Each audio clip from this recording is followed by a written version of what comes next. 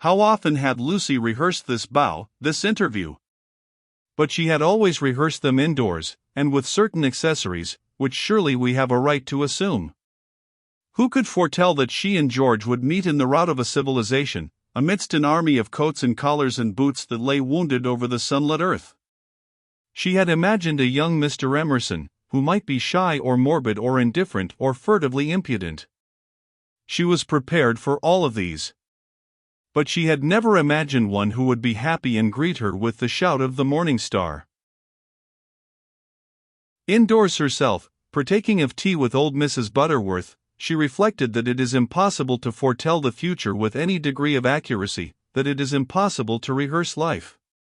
A fault in the scenery, a face in the audience, an eruption of the audience onto the stage, and all our carefully planned gestures mean nothing, or mean too much. I will bow, she had thought. I will not shake hands with him. That will be just the proper thing. She had bowed, but to whom? To gods, to heroes, to the nonsense of schoolgirls. She had bowed across the rubbish that cumbers the world. So ran her thoughts, while her faculties were busy with Cecil. It was another of those dreadful engagement calls. Mrs. Butterworth had wanted to see him, and he did not want to be seen. He did not want to hear about hydrangeas, why they changed their color at the seaside. He did not want to join the C.O.S. When cross he was always elaborate, and made long, clever answers where yes or no would have done. Lucy soothed him and tinkered at the conversation in a way that promised well for their married peace. No one is perfect, and surely it is wiser to discover the imperfections before wedlock. Miss Bartlett, indeed, though not in word, had taught the girl that this our life contains nothing satisfactory. Lucy, though she disliked the teacher, regarded the teaching as profound, and applied it to her lover.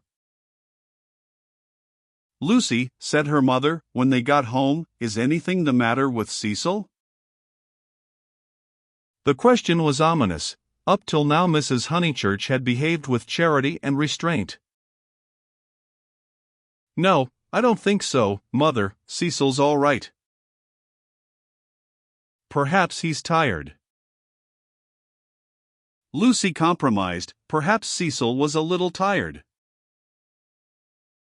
Because otherwise, she pulled out her bonnet pins with gathering displeasure, because otherwise I cannot account for him. I do think Mrs. Butterworth is rather tiresome, if you mean that. Cecil has told you to think so. You were devoted to her as a little girl, and nothing will describe her goodness to you through the typhoid fever. No, it is just the same thing everywhere. Let me just put your bonnet away, may I? Surely he could answer her civilly for 1/2 hour? Cecil has a very high standard for people, faltered Lucy, seeing trouble ahead. It's part of his ideals, it is really that makes him sometimes seem. Oh, rubbish! If high ideals make a young man rude, the sooner he gets rid of them the better, said Mrs. Honeychurch, handing her the bonnet. Now, Mother! I've seen you cross with Mrs. Butterworth yourself. Not in that way. At times I could wring her neck. But not in that way. No. It is the same with Cecil all over. By the by, I never told you. I had a letter from Charlotte while I was away in London.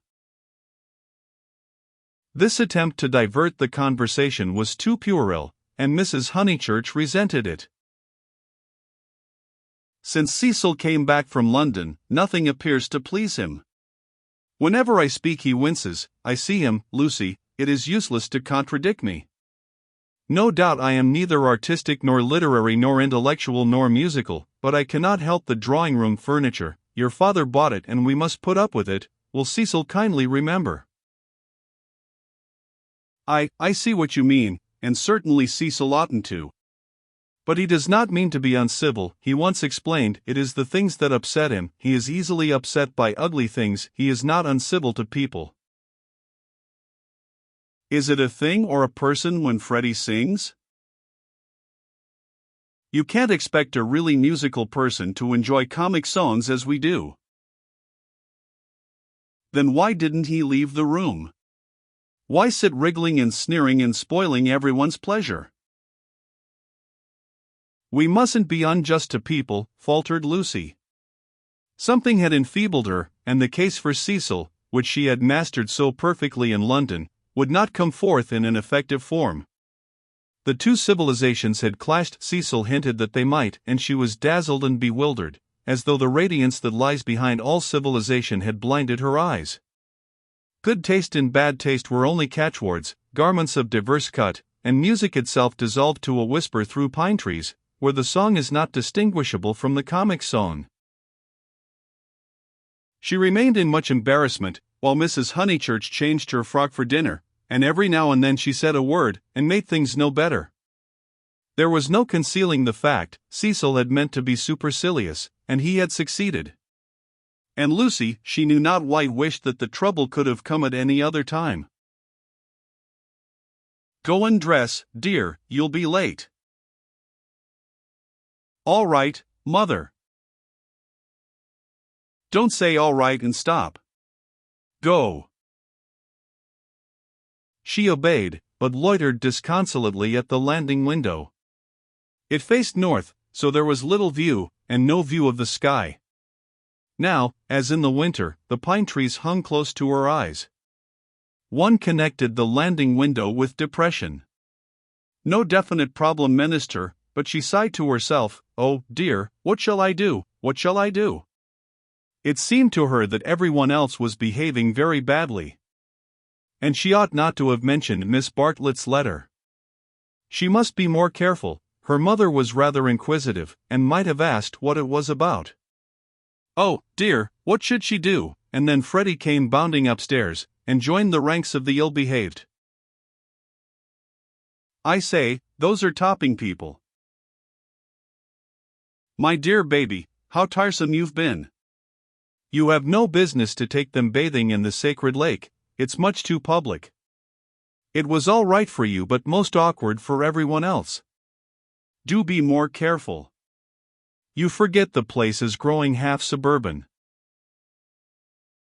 I say, is anything on tomorrow week? Not that I know of. Then I want to ask the Emersons up to Sunday tennis. Oh, I wouldn't do that, Freddie, I wouldn't do that with all this muddle. What's wrong with the court? They won't mind a bump or two, and I've ordered new balls. I meant it's better not. I really mean it.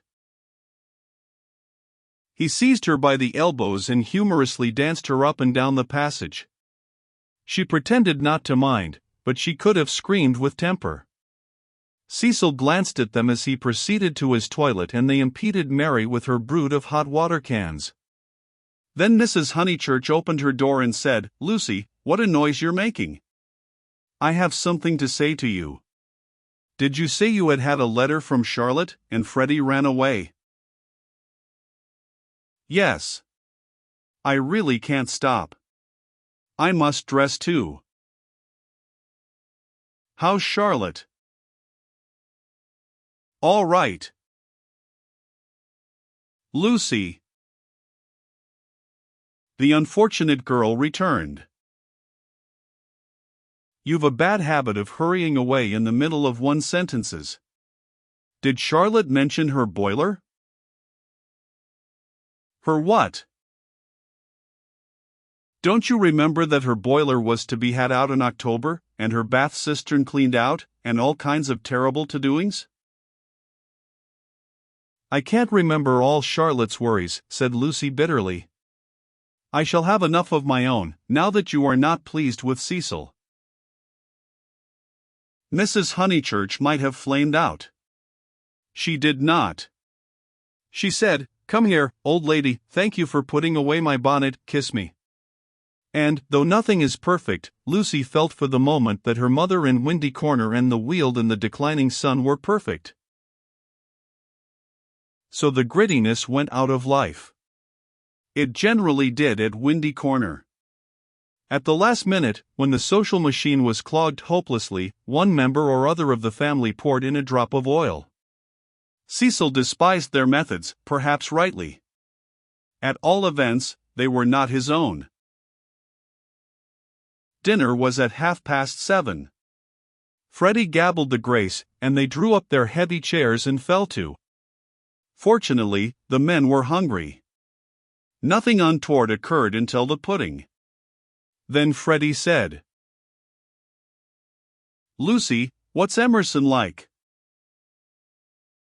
"I saw him in Florence," said Lucy, hoping that this would pass for a reply.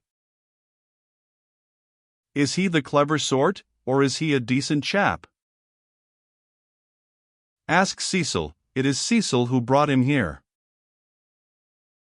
"He is the clever sort, like myself," said Cecil. Freddie looked at him doubtfully. "How well did you know them at the Bertolini?" asked Mrs. Honeychurch. "Oh, very slightly. I mean, Charlotte knew them even less than I did." "Oh, that reminds me, you never told me what Charlotte said in her letter." "One thing in another," said Lucy, wondering whether she would get through the meal without a lie. Among other things, that an awful friend of hers had been bicycling through Summer Street, wondered if she'd come up and see us, and mercifully didn't. "Lucy, I do call the way you talk unkind." "She was a novelist," said Lucy craftily. The remark was a happy one, for nothing roused Mrs. Honeychurch so much as literature in the hands of females. She would abandon every topic to inveigh against those women who, instead of minding their houses and their children, seek notoriety by print. Her attitude was, if books must be written, let them be written by men, and she developed it at great length, while Cecil yawned and Freddie played it this year, next year, now, never, with his plumstones, and Lucy artfully fed the flames of her mother's wrath. But soon the conflagration died down, and the ghosts began to gather in the darkness. There were too many ghosts about. The original ghost, the touch of lips on her cheek, had surely been laid long ago. It could be nothing to her that a man had kissed her on a mountain once. But it had begotten a spectral family, Mr. Harris, Miss Bartlett's letter, Mr. Beebe's memories of violets, and one or other of these was bound to haunt her before Cecil's very eyes. It was Miss Bartlett who returned now, and with appalling vividness. "I have been thinking, Lucy, of that letter of Charlotte's. How is she?" "I tore the thing up." "Didn't she say how she was? How does she sound? Cheerful?" "Oh, yes, I suppose so. No, not very cheerful, I suppose." "Then, depend upon it, it is the boiler. I know myself how water preys upon one's mind. I would rather anything else, even a misfortune with the meat." Cecil laid his hand over his eyes. "So would I," asserted Freddie, backing his mother up, backing up the spirit of her remark rather than the substance. "And I have been thinking," she added rather nervously, "surely we could squeeze Charlotte in here next week, and give her a nice holiday while the plumbers at Tunbridge Wells finish. I have not seen poor Charlotte for so long." It was more than her nerves could stand. And she could not protest violently after her mother's goodness to her upstairs. "Mother, no," she pleaded. "It's impossible. We can't have Charlotte on the top of the other things, we're squeezed to death as it is. Freddie's got a friend coming Tuesday, there's Cecil, and you've promised to take in Minnie Beebe because of the diphtheria scare. It simply can't be done." "Nonsense. It can. If Minnie sleeps in the bath. Not otherwise. Minnie can sleep with you." "I won't have her." "Then, if you're so selfish, Mr. Floyd must share a room with Freddie." Miss Bartlett, Miss Bartlett, Miss Bartlett, moaned Cecil, again laying his hand over his eyes. It's impossible, repeated Lucy. I don't want to make difficulties, but it really isn't fair on the maids to fill up the house so. Alas! The truth is, dear, you don't like Charlotte. No, I don't. And no more does Cecil. She gets on our nerves. You haven't seen her lately, and don't realize how tiresome she can be, though so good. So please, Mother, don't worry us this last summer, but spoil us by not asking her to come. Here, said Cecil. Mrs. Honeychurch, with more gravity than usual, and with more feeling than she usually permitted herself, replied, "This isn't very kind of you two. You have each other and all these woods to walk in, so full of beautiful things, and poor Charlotte has only the water turned off and plumbers. You are young, dears, and however clever young people are, and however many books they read, they will never guess what it feels like to grow old." Cecil crumbled his bread. "I must say Cousin Charlotte was very kind to me that year I called on my bike," put in Freddie. "She thanked me for coming till I felt like such a fool, and fussed round no end to get an egg boiled for my tea just right." "I know, dear. She is kind to everyone, and yet Lucy makes this difficulty when we try to give her some little return." But Lucy hardened her heart. It was no good being kind to Miss Bartlett.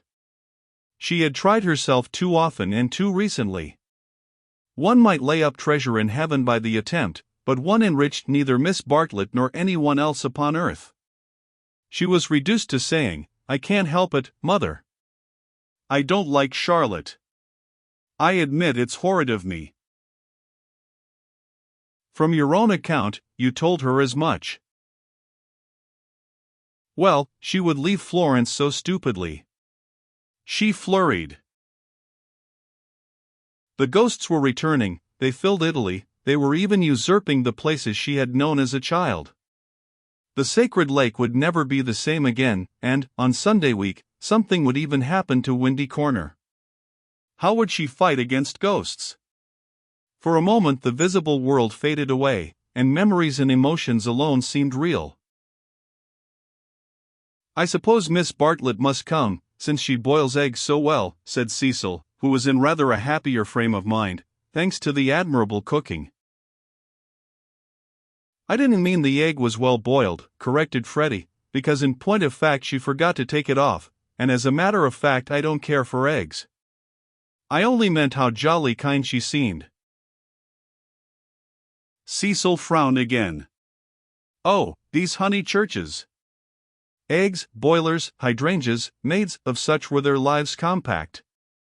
Mamie and Lucy get down from our chairs?" he asked, with scarcely veiled insolence. "We don't want no dessert."